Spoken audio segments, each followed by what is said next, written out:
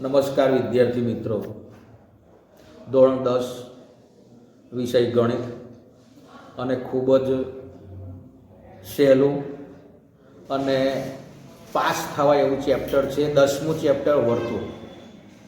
એમાં એક દાખલો તમને આ બોર્ડ પર દેખાય છે.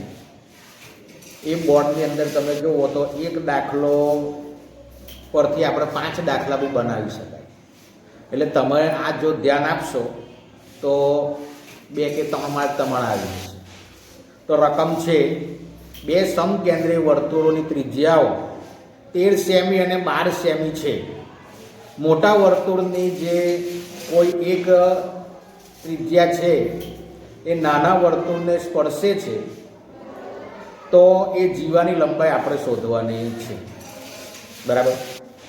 અહીંયા તમે જુઓ તો 2 જે સમકેન્દ્રીય વર્તુળો છે. સમકેન્દ્રીય વર્તુળ એટલે શું? તો કે ભાઈ કેન્દ્ર એક હોય પણ ત્રિજ્યા અલગ અલગ હોય. એટલે દાખલા તરીકે આપણે પાઇપ હોય, પાઇપની દુકાને જતા હોય હાર્ડવેરની, અને એ તમે જુઓ તો અંદર એક નાનો પાઇપ હોય, એની ઉપર એક મોટો પાઇપ હોય. એટલે એ રીતની આકૃતિ દોરવાની. બરાબર. તો એક નાનું વર્તુળ, એની ઉપર એક બીજું એમથી મોટું વર્તુળ છે. તો હવે એની આકૃતિ તમે જુઓ, કેન્દ્ર એનું પી છે, એની તમે જુઓ જીવા છે તો એ બી છે. પીથી એમ છે એ નાના વર્તુળની જીવા છે, જીવા નહીં, ત્રિજ્યા. અને એથી પી છે એ મોટા વર્તુળની ત્રિજ્યા છે. ત્રિજ્યા પણ તમને ખબર પડવી જોઈએ. મોટા વર્તુળની ત્રિજ્યા મોટી હોય સંખ્યા, અને નાના વર્તુળની જે ત્રિજ્યા છે એ નાની હોય. કેન્દ્ર અને કોઈ બી એક વર્તુળનું બિંદુ હોય તો એવા રેખાખંડને આપણે ત્રિજ્યા કહેવાય. તો મિત્રો અહીંયા પાયથાગોરસ કામ લાગશે. તો પાયથાગોરસ પ્રમેય શું થશે? તો કે ભાઈ પાયથાગોરસ છે એટલે એવું કે કર્ણનો વર્ગ છે એ બાકીની 2 બાજુના વર્ગોના સરવાળા જેટલો થાય છે. તો એ મુજબ તમે સૂત્ર તમે બનાવી શકો છો. તો એપીનો વર્ગ બરાબર પીએમનો વર્ગ વત્તા એપીનો વર્ગ. આ રીતે તમે એપીની જગ્યાએ 13 લખો, ત્યાર પછી પીએમની જગ્યાએ 12 લખો, અને સાદુરૂપ આપશો. 13નો વર્ગ છે 169, 12નો વર્ગ છે 144 વત્તા એએમનો વર્ગ. પછી એનું સ્થાન ફેર થાય, જગ્યા બદલાય એટલે 144 માઇનસ થાય, અને 169 માઇનસ 100, અને એની બાદબાકી થશે મિત્રો 25. તો અહીંયા એમનો વર્ગ બરાબર 25 થશે. તો એ થી એમનું અંતર એનું વર્ગમૂળ લેવું પડે. 25નું વર્ગમૂળ એટલે 5 થાય.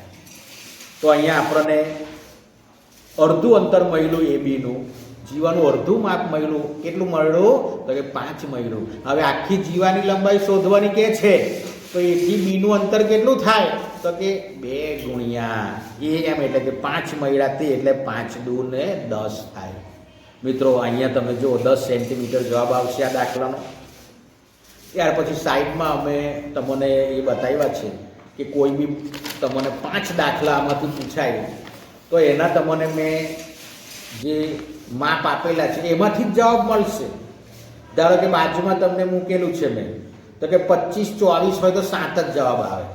એટલે કોઈક વખતે રકમમાં એવું કે ત્રિજ્યા 25 છે અને 24 છે તો 7 જ જવાબ આવે. પાયથાગોરસ આની ત્રિપુટી કહેવાય. આને 25, 24 તો 7 જ મળે, 10, 8 તો તમને 4 જ મળે. પછી એ તમારે મોડે કરી નાખવાનું. 13, 12 હોય તો 5 જ જવાબ મળે. ત્યાર પછી 23, 24 હોય તો તમને કેટલો જવાબ મળશે? તો કે 7 મળશે.